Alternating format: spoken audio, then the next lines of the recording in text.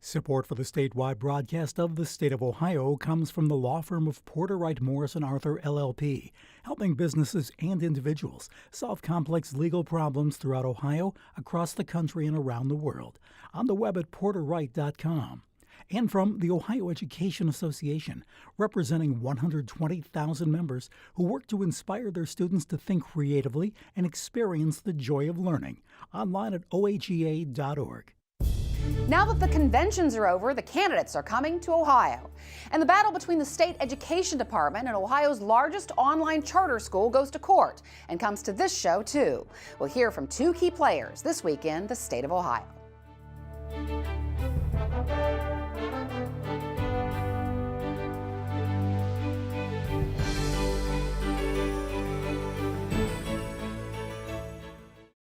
One of the biggest stories to come out of last week's Democratic National Convention is that of former State Senator Nina Turner of Cleveland.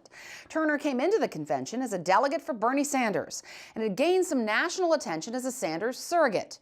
She was very public about her concerns about how she felt the party had treated Sanders as a candidate. And by the end of the week, it was being reported that Turner was weighing the chance to run as vice president on the Green Party ticket. Turner is still torn about what happened at the convention and what she'll do next. Well, that will be up to the people to decide, and it is my hope that all of my great works that I have done as a public servant from the past to this moment, that they speak to me, that I truly am in a party that welcomes various voices. And if that turns out not to be the case, then we really have a problem within the Democratic Party that's bigger than I am. Now that the 2016 tickets are set, Turner is among those considering her plans for 2018, when all 5 of the state's executive offices will be open. She has suggested she could run for Secretary of State again, but she's not certain. Other Democrats talking about their future plans are former U.S. Attorney Steve Dettelbach, who's thinking about running for Attorney General, and former Representative Connie Pillich of Cincinnati and Senate Minority Leader Joe Schiavone of the Youngstown area. They have both suggested they might be considering running for governor. Also apparently making a not unexpected announcement, Republican Lieutenant Governor Mary Taylor, who tweeted out a pic from the Ohio Means Jobs booth at the Ohio State Fair this week. She's holding a chalkboard with the fill-in-the-blank message, "I want to be a," completed with the word governor. Former Ohio Congressman Steve LaTourette has died after a battle with pancreatic cancer. The former Northeast Ohio Congressman died Wednesday night, surrounded by his family at his home in Virginia. He served in Congress from 1995 to 2013. He was generally regarded as a moderate Republican who supported infrastructure spending, Amtrak, and congressional set-asides known as earmarks. When he announced his retirement, LaTourette said he was sick of the partisanship that had taken over Congress. LaTourette was 62. He leaves behind his wife Jennifer and 6 children, including State Representative Sarah LaTourette of Geauga County. A union-backed group is seeking to raise the minimum wage to $15 an hour in Cleveland and is asking the Ohio Supreme Court to put the issue on the November ballot. Council leadership and Mayor Frank Jackson oppose raising the minimum wage in Cleveland alone, fearing it could cause businesses to close or move out of the city. Attorneys for the group Raise Up Cleveland argue that council must put it on November's ballot after the group submitted additional signatures.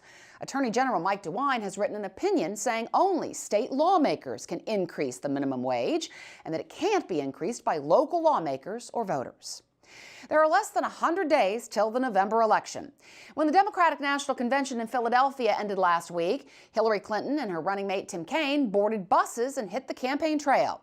Some of the first stops along the way were in the Buckeye State. And the Republican presidential candidates followed right behind. Ohio is always a battleground state, but as State House correspondent Joe Ingles reports, this year Ohio's role in picking the president might be different. It was a celebratory atmosphere at the Fort Hays Metropolitan Education Center in Columbus last Sunday as an estimated 5,000 people showed up for a rally. This was Hillary Clinton's first weekend back in the Buckeye State since she became the Democratic presidential nominee. People braved the sun and heat to be here to see Clinton and her running mate, Tim Kaine. Clinton was 2 hours late for the event, in part due to a stop at Grandpa's Cheese Barn in Ashland. Emergency medical technicians evaluated or treated more than 40 people who were overcome with heat-related symptoms. Ohio Congresswoman Joyce Beatty, one of the warm-up speakers, made this statement that's repeated every election season. As Ohio goes, so goes the nation. When Clinton arrived, she was greeted with an enthusiastic crowd that cheered loudly when she chastised her Republican opponent, Donald Trump. Help us go out and win an election that will keep our democracy strong, our economy growing, and give every American a chance to live up to his or her God-given potential. Thank you so much, Columbus. Just one day later, Trump himself came to Columbus to hold an event inside the air-conditioned convention center, but his crowd was much smaller than Clinton's. I just want to tell you, we've had thousands of people outside, thousands. They were turned away for political reasons, purely for political reasons. They said in this massive building, you're not allowed to have any more than 1,000 people. Assistant Columbus Fire Chief Jim Cannell says the 1,000-person limit had nothing to do with politics. We meet with the people that are running the venue. We meet with the convention folks, and we basically enforce the law. And the law is because of the number of exits that are blocked. Because normally this will take more than 1,000 people, but because of the number of exits that are blocked off due to construction, we narrowed it down to 1,000 people. There are also rental documents from the convention center signed by the Trump campaign that show the 1,000-person limit was part of the agreement. For those Trump rally attendees who did get inside the venue, they cheered his message promising to restore jobs to Ohio, part of what he calls the Rust Belt. The people in Ohio, the people in the Rust Belt, and they call it the Rust Belt for a reason, because everything's rusting and rotting. You lost your jobs. They're moving to Mexico. But as Trump left Ohio this time around, he made an ominous prediction. And I'm afraid the election's going to be rigged. I have to be honest. If it feels like this election is different this year, it might be. Well, it's going to be different. It's certainly the most interesting election that I've ever seen in my lifetime. I think the reason you don't see enthusiasm for either candidate is because their negatives are so high. They're perceived so badly by so many people. And most people don't want to vote when that's the case. It's important to remember that Republican Governor John Kasich was the first choice of Ohioans, and many of the state's Republicans admit they're having a hard time warming up to Trump. How will that lack of enthusiasm affect this year's election in Ohio? It's kind of too early to tell, but pretty soon you're going to know, and pretty soon pollsters will start measuring people who are likely to vote and test voter enthusiasm, and we'll have a better idea of where the intensity is, whether it's on the side of Hillary Clinton or on the side of Donald Trump. But there's one thing Dawson says won't be different. Ohio will once again be a battleground state. In fact, Trump himself said he'd be back soon. He joked that he'd be back so often that Ohioans would probably be sick of him. The real question will be if Ohioans will be so sick of political visits by November that the voter turnout will suffer. For the state of Ohio, I'm Jo Ingles. The battle continues between the Ohio Department of Education and the state's largest online charter school, the Electronic Classroom of Tomorrow, better known as ECOT. Since early this year, ODE has tried to perform an attendance audit to gauge how much instruction time each of ECOT's estimated 15,000 students has received. A preliminary audit was conducted in March, but ECOT would not allow ODE to access student login information. The fight went back and forth for a few months until just days before the audit was set to begin, and ECOT filed a lawsuit against ODE, claiming the state's new audit standards were in violation of a contract signed in 2002. Taking a closer look at the controversial issue, the State House News Bureau's Andy Chow sat down with Democratic State Senator Joe Schiavone, the minority leader of Boardman near Youngstown, and Neil Clark, longtime lobbyist and consultant for ECOT. So let's jump in here with the latest news, which is that a judge has ordered ECOT to turn over that login information. Neil, when is ECOT expected to do that? Are they working on it right now? Probably sometime this week. I mean, when you look at the sheer volume of what it takes to have a completed logins, logouts for each student for the full year, it's fairly significant when you're pulling the files in 750 cases. When you look at the audit that they did with VCS, that's 57. Ours is 750, so it's 12, 13 times the size of what's required there. But again, what we've been saying all along is that the logins, logouts are not required by the Ohio Revised Code to complete an FTE audit. What is required? What is needed to actually audit attendance for charter schools and specifically online charter schools? Well, I think that if you look, the ODE isn't asking for anything out of line or crazy. They're just simply asking ECOT to show how long each kid is actually engaged in learning each day. So they're saying that just saying that you checked in the morning isn't good enough. We want to see that that kid is actually working through curriculum, actually being educated. And I think it's a reasonable request, and I'm glad that they're finally going to get that information so we can figure that number out. It's actually an unreasonable request because it's not required by the Ohio Revised Code. Remember the question that you asked is you said attendance. Okay, under the concept of attendance, of the 105 rule, there are specific amounts of maximum times you can be online, but there are no minimum amounts. What's really required for an FTE audit is to verify that the student received 920 hours of learning opportunities. That's all that's required.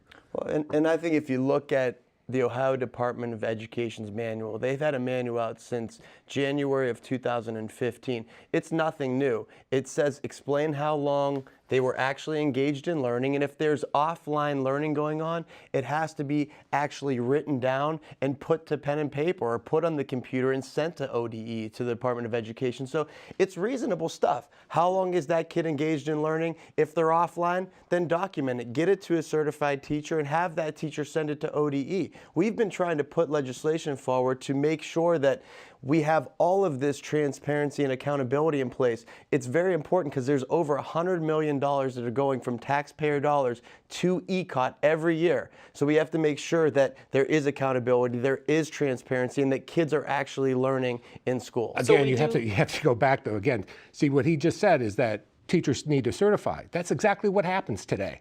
Actual teachers certify that you, the student, received the learning opportunities. They sign a teacher certificate that's right in front of you that verifies putting their license on the line saying that they did in fact have those learning opportunities. The difference here between wanting, because of legislation that's out there, and current revised code are entirely different.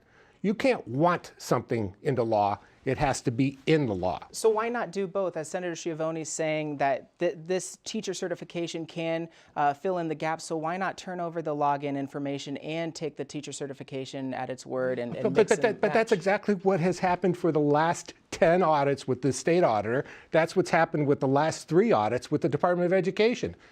They deviated from this by one concept. They invoked what they call the 5-hour log-in, log-out. That's nowhere to be found in the revised code. That's the reason we're in court.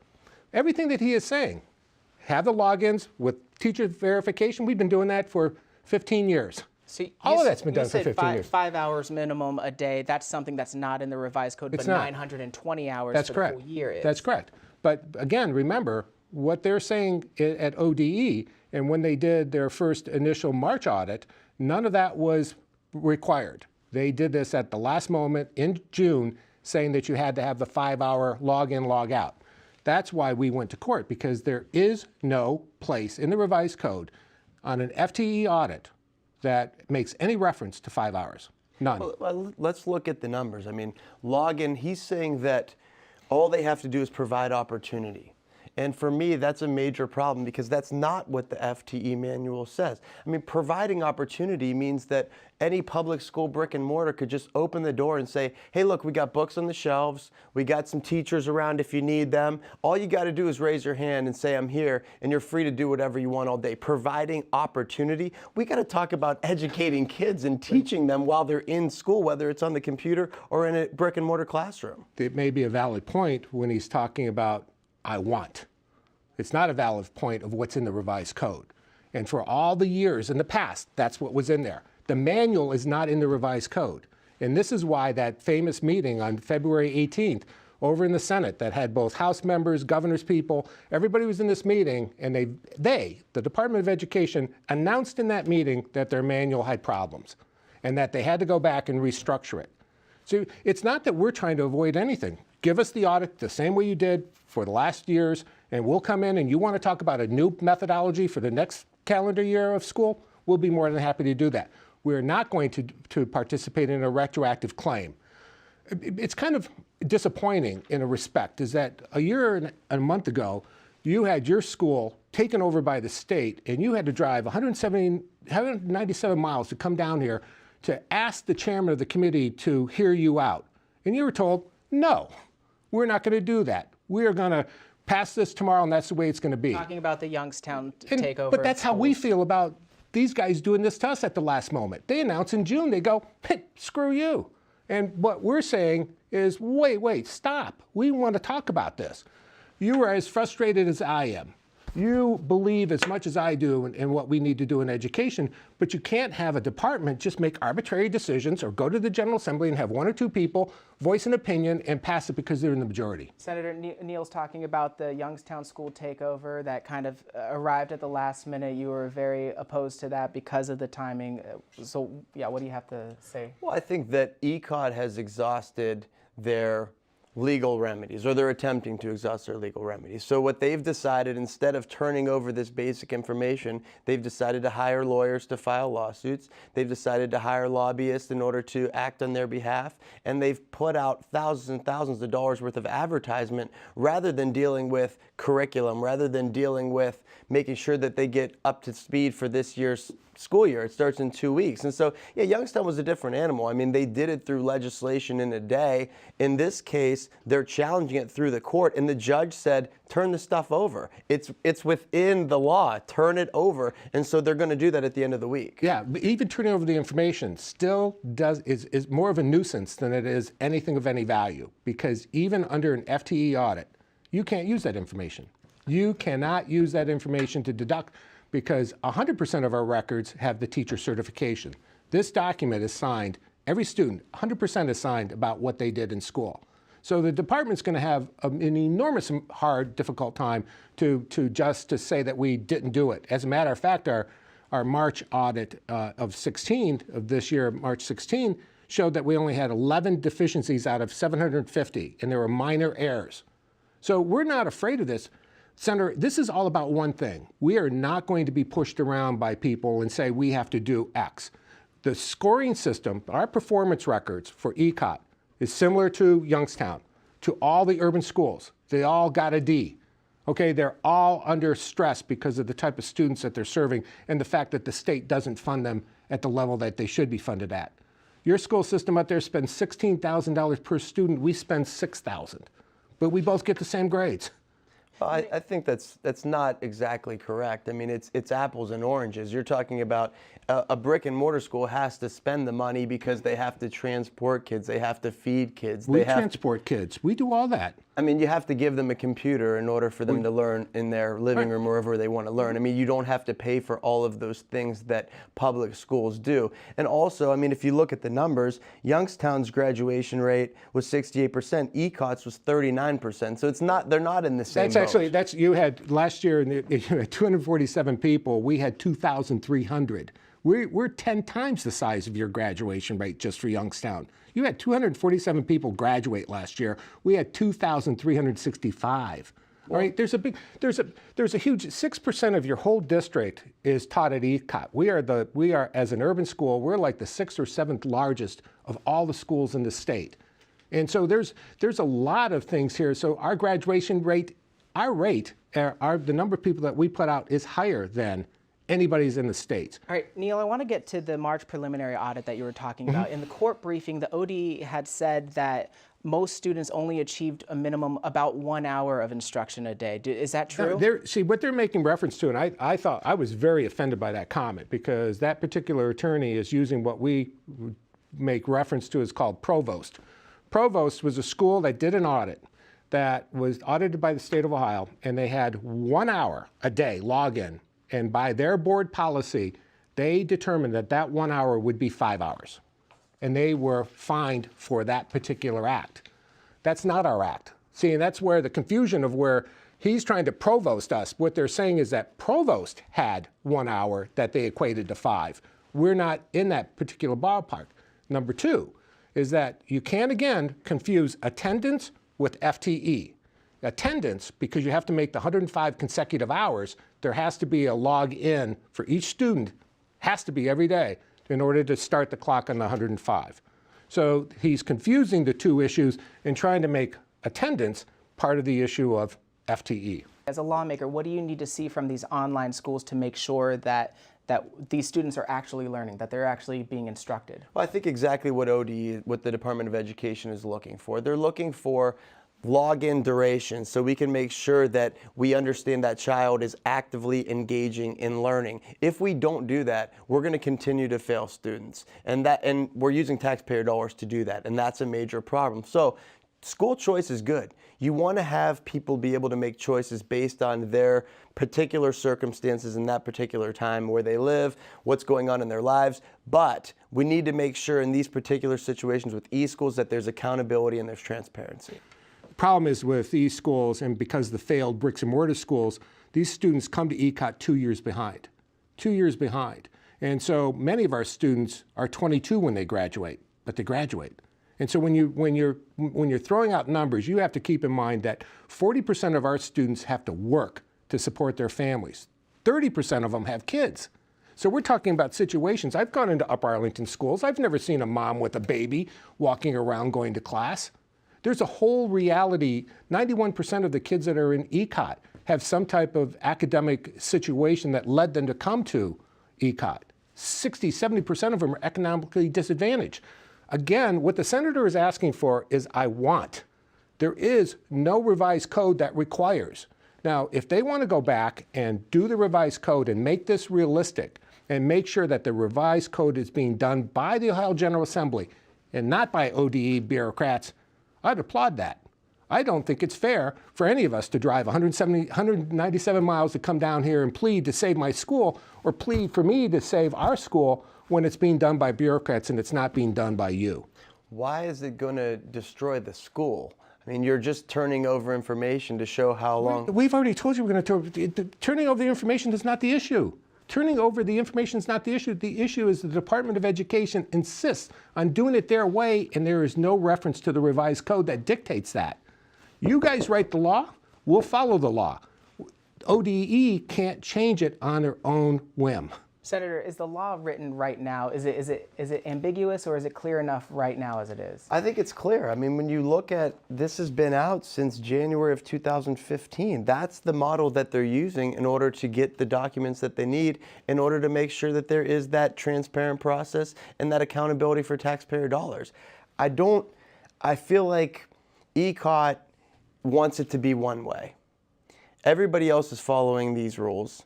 And so ECOT files a lawsuit because they don't want to follow these rules, this policy, because it's going to cost them dearly.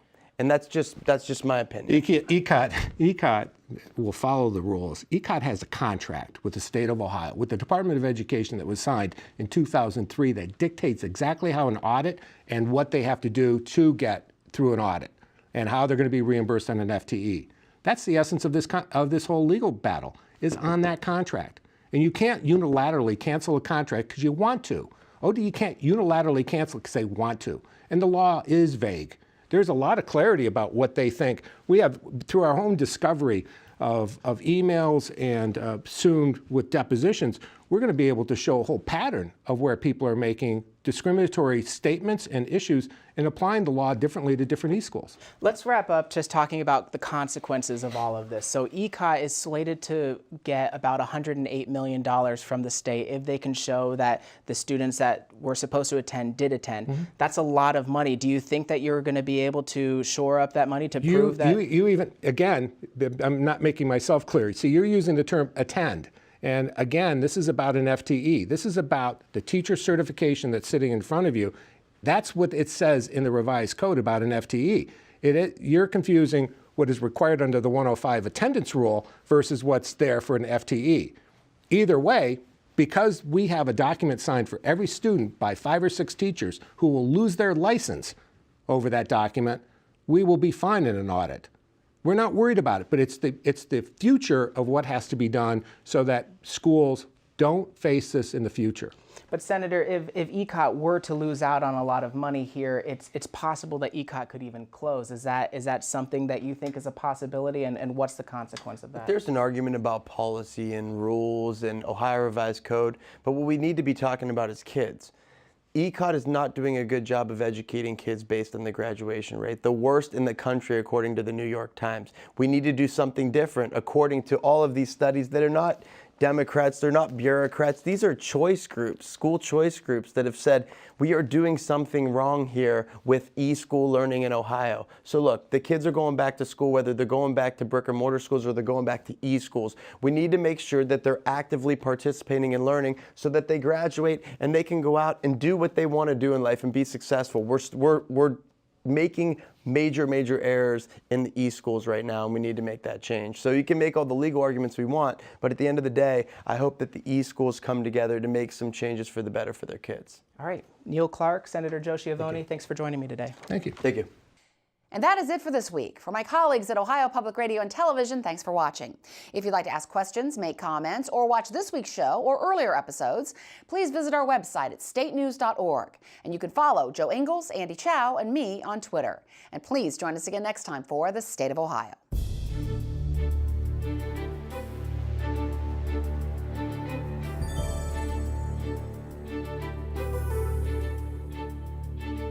Support for the statewide broadcast of the State of Ohio comes from the law firm of Porter, Wright, Morris & Arthur, LLP, helping businesses and individuals solve complex legal problems throughout Ohio, across the country, and around the world. On the web at porterwright.com. And from the Ohio Education Association, representing 120,000 members who work to inspire their students to think creatively and experience the joy of learning. Online at ohea.org.